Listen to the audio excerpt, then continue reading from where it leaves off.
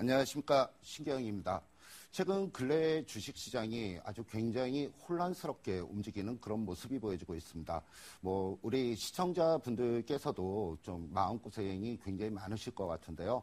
근데 지금 중요한 부분을 좀 먼저 말씀을 좀 드리겠습니다.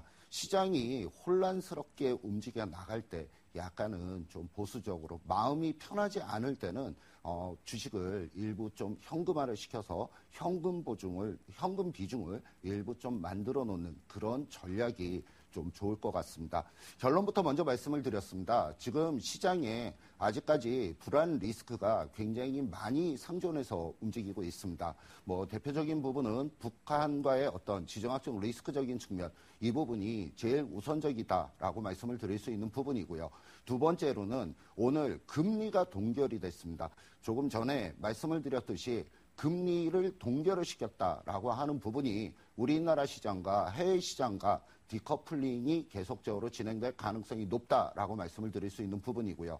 지금은 전 세계 글로벌 시장에 있어서 제일 중요한 부분은 유동성을 얼만큼이나 공급을 하면서 자국 내의 주식시장을 보호를 해 나가느냐, 이게 중요한 관건인데 우리나라 시장은 지금 금리를 동결을 하면서 유동성이 다른 나라들에 비해서 다소 좀 부족한 그런 현상이 나올 가능성이 높습니다. 지금 기술적인 반등은 계속적으로 진행이 되고 있습니다. 거래소 시장이나 코스닥 시장이나 단기 낙폭과대에 따르는 기술적인 반등이 진행이 되고 있는데 그 부분이 과연 기술적인 반등을 뛰어넘을 것인지 그렇지 못할 것인지 그 부분을 좀 중요하게 보셔야 되겠는데요. 그 부분을 전체 종합주가지수의 기술적인 흐름을 가지고 살펴보도록 하겠습니다. 차트의 흐름을 좀 살펴보시면은요. 종합주가지수가 지금 4월 달에 들어서 굉장히 크게 하락으로 움직여 나가는 그러한 모습이 보여졌었습니다.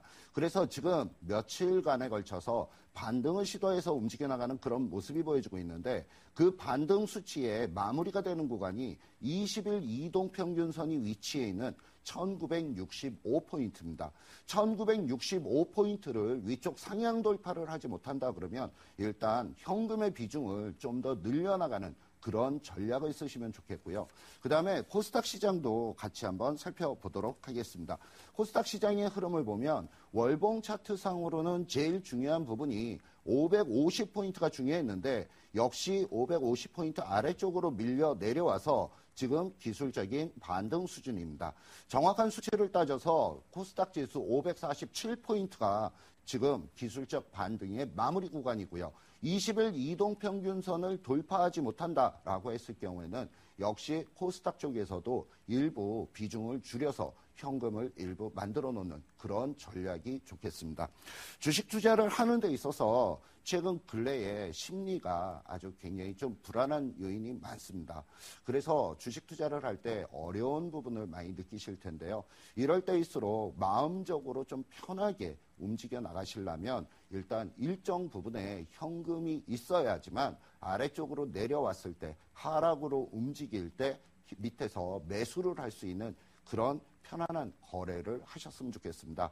그래서 앞으로 당분간 단기 거래에 좀 치중을 하는 그런 관점과 그 다음에 구체적으로 아래쪽 하락으로 움직였을 때 매수를 할 수 있는 자금의 여력을 확보를 해 놓으시는 그런 전략이 좋을 것 같습니다. 자, 내일 공략할 수 있는 종목에 대해서 말씀을 좀 드리겠습니다. 단기적으로 볼 수 있는 종목인데요. 단기 트레이딩 관점으로 좀 접근을 해볼 수 있는 종목. 첫 번째, 부광약품을 말씀을 드리겠습니다. 오늘 한미약품의 움직임을 보면 한미약품이 6% 이상 상승으로 움직여 나가는 그런 모습이 보여지면서 제약 관련된 종목들의 전반적인 흐름이 아주 굉장히 강하게 움직여 나가는 그러한 모습이 보여지고 있습니다.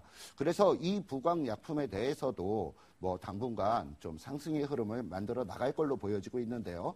구간을 설정을 해드리면 구간은 14,400원 있는 자리를 아래쪽 하단 구간으로 위쪽으로는 15,500원을 위쪽 상단 구간으로 단기간에 박스권의 구간으로 움직여 나갈 가능성이 높아 보입니다. 그래서 이 부광약품에 대해서 단기적으로 좀 관심 있게 보시면서 목표가 15,500원을 노려보시면 좋을 것 같고요. 한 가지 더 종목을 말씀을 드리도록 하겠습니다. 두 번째 종목은 성창기업 지주입니다.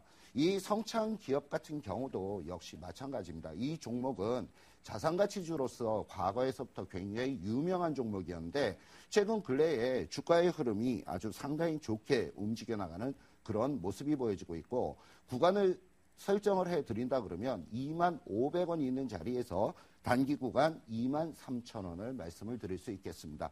그래서 이 성창 기업에 대해서도 관심을 좀 가져보시고 단기적으로는 좀 주식 비중을 좀 작게 하는 그런 전략과 단기 트레이딩에 좀 치중을 하는 그런 전략을 사용을 하시면서 주식시장에 잘 좀 대응을 해 나가셨으면 좋겠습니다.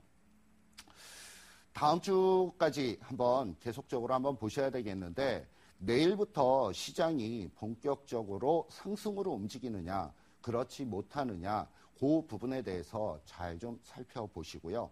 지금 현재 수익이 제대로 안 나시는 그런 분들이라도 현금을 일정 부분 많이 확보를 해 놓으신다 그러면 항상 수익에 대한 기대는 언제든지 만들어 나갈 수가 있습니다.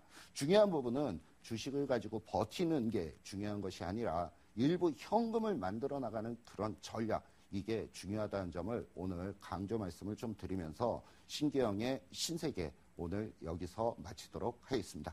감사합니다.